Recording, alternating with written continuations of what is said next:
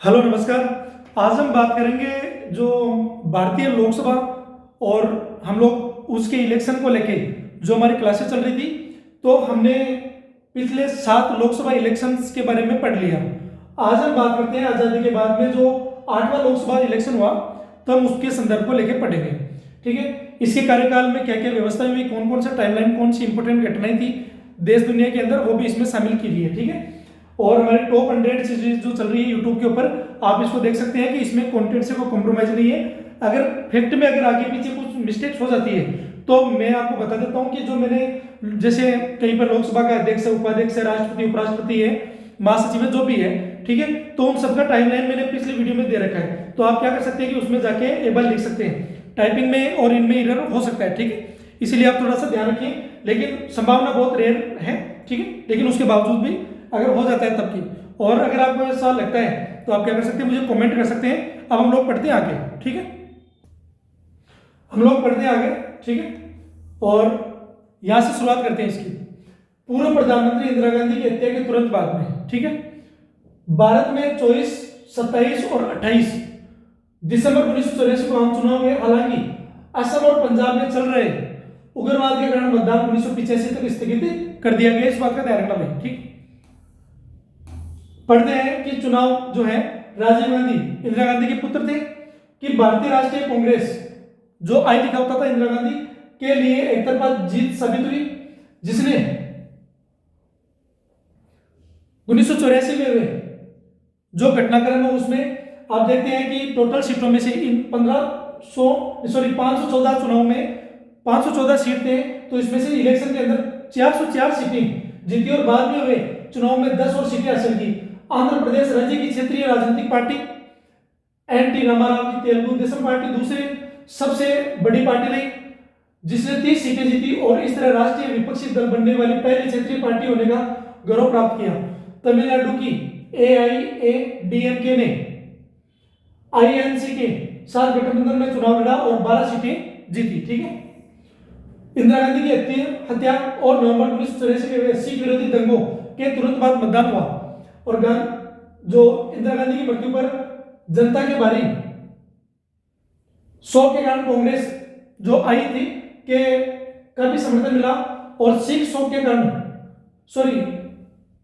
सिख बहुल राज्य पंजाब में मतदान में देरी हुई, जबकि असम आंदोलन और मिजोरम में मिजो नेशनल फ्रंट ध्यान रखना द्वारा सरकार के खिलाफ विद्रोह के तहत छिटपुट हिंसा के कारण इन राज्यों में मतदान देरी से हुआ। ठीक है, 1984 के आखिरी चुनाव ऐसे थे जिनमें किसी एक पार्टी ने 2014 तक बहुमत हासिल किया था। ध्यान रखना, ये क्या कह रहे हैं कि 1984 के चुनाव आखिर ऐसे चुनाव थे जिनमें किसी एक पार्टी ने 2014 तक बहुमत हासिल किया था, और आज तक यह एकमात्र ऐसा समय है जब किसी पार्टी ने 400 से अधिक सीटें जीती है।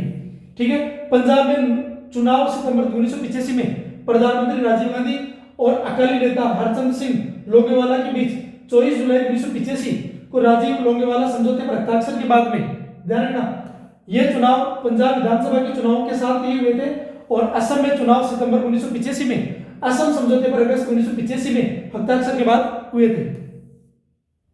8वीं लोकसभा 1984 से 89। ठीक है, संपूर्ण विवरण पढ़ते हैं प्रश्नों में। बैकग्राउंड, 31 अक्टूबर 1984 प्रधानमंत्री इंदिरा गांधी की हत्या, देश भर में शोक, अस्थिरता, राजीव गांधी कार्यवाहक प्रधानमंत्री बने, शीघ्र आम चुनाव की घोषणा, और 8वीं लोकसभा का आम चुनाव। ठीक है, चुनाव वर्ष दिसंबर 1984, लोकसभा कार्यकाल दिसंबर 1984 से दिसंबर 1989। मुख्य कारण सहानुभूति लहर थी प्लस स्थिर सरकार की मांग की थी। चुनाव में शामिल प्रमुख राजनीतिक दल कौन थे?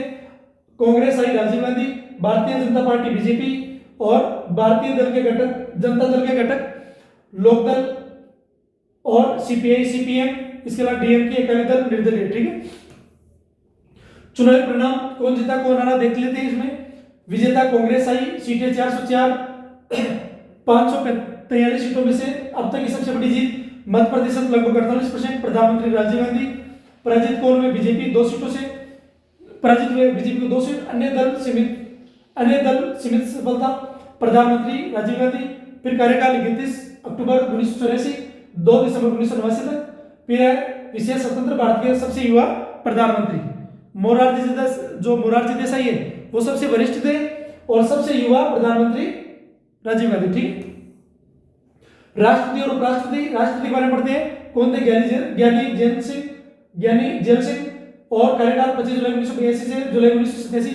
भाई आप ध्यान रखना, जो ये नाम है ना इनका ध्यान रखना। ठीक है, और 8 लोकसभा में अधिकांश समय उपराष्ट्रपति आर वेंकटरमन, कार्यकाल 1984 से 87। लोकसभा के अधिकारी अध्यक्ष ये थे बलराम जाखड़ 1980 से 89, और ठीक है 8 लोकसभा में भी अध्यक्ष थे ये। ठीक है, डिप्टी स्पीकर GN बनातवाला, तो इसका आप ध्यान रखना खासकर। ये आप जाकर क्या करेंगे, जो हमारी लोकसभा उपाध्यक्ष वाली जो सीरीज है, ठीक है, उसमें जाकर आप चेक कर लेंगे, या गूगल से आप जाकर चेक कर सकते हैं। ठीक है, वहीं से जाकर यहाँ पर मैं कह रहा हूँ आपको, तो इस बात का ध्यान रखना। ठीक है, फिर है प्रोटेम स्पीकर एस विकर्षण मूर्ति, इसका भी ध्यान रखना भाई। ठीक है, मैं कह रहा हूँ आपको। ठीक है, 8 लोकसभा की पहली बैठक की अध्यक्षता। ठीक है, राज्यसभा पदाधिकारी कौन थे? राज्यसभा सभापति। उपराष्ट्रपति कौन थे? आर वेंकटरमन। उपसभापति वही RD शर्मा। ध्यान रखना इस बात का। ठीक है, फिर 8 लोकसभा कार्यकाल की प्रमुख घटनाएं कौन सी? 1985 में देखते हैं तो 52वां संविधान संशोधन आया दल बदल विरोधी कानून से, असम समझौता, असम आंदोलन का अंत हुआ 1986, नई शिक्षा नीति नेप 1986, तकनीकी और आधुनिकीकरण पर जोर 1987 के अंदर क्या हुआ? बोफोर्स तोप सौदा विवाद हुआ और सरकार की छवि प्रभावित हुई। भारत श्रीलंका समझौता, तमिल मुद्दा इसमें था 1988, 1989 में तमिल ये विपक्ष मजबूत, भ्रष्टाचार के आरोपों से सरकार कमजोर 1989। लोकसभा चुनाव में कांग्रेस की हार और 8 लोकसभा का कार्यकाल समाप्त हो गया।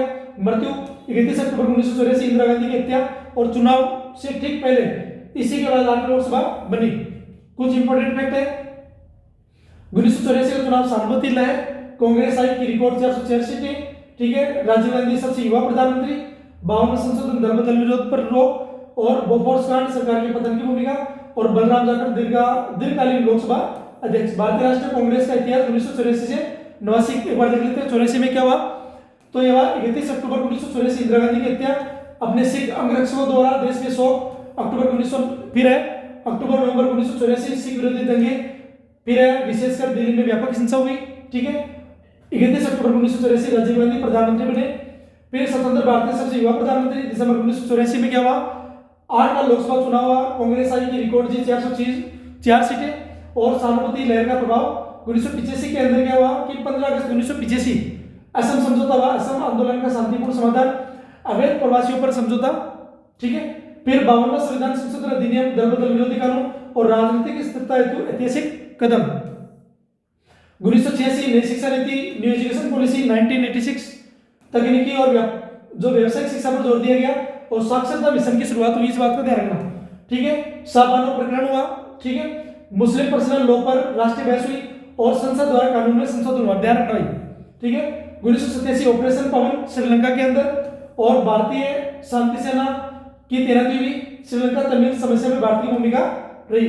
बोफोर्स तोप सौदा विवाद हुआ, भ्रष्टाचार के आरोप लगे, और भारतीय छवि को गंभीर आघात लगा। 1988 भ्रष्टाचार विरोधी राजनीति का आभार, विपक्ष VP सिंह आदि इसमें सक्रिय शामिल माना गया। जो असंतोष है वो बढ़ा। 1989 नौवां लोकसभा चुनाव हुआ, कांग्रेस की हार हुई, और राष्ट्रीय मोर्चा सत्ता में आई। VP सिंह प्रधानमंत्री बने। अल्पमत जो सरकार है वो आई। भाजपा व वाम दलों की भारी समर्थन मिला उनको। राजीव गांधी सरकार का अंत हो गया। बोफोर्स विवाद निर्णायक सरकार था। ठीक है, इंपॉर्टेंट फैक्ट 1984 इंदिरा गांधी की हत्या, राजीव गांधी का उदय। ठीक है, राजनीति में उदय। जो 404 सीटें कांग्रेस की अब तक की सबसे बड़ी जीत।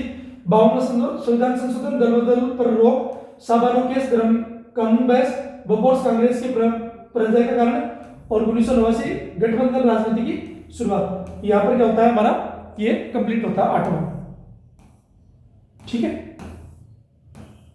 टेस्ट सीरीज चाहिए तो आप यहाँ से ले सकते हैं, इस नंबर पे कांटेक्ट कर सकते हैं, मैसेज कर सकते हैं, कोई भी दिक्कत हो, और ये हमारा यहाँ पर कंप्लीट होता है 8वां वाला। ठीक है, घटनाएं बहुत बड़ी है, लेकिन उसके बावजूद भी मैंने ब्रीफ में आपको चीजें बता दी। ठीक है,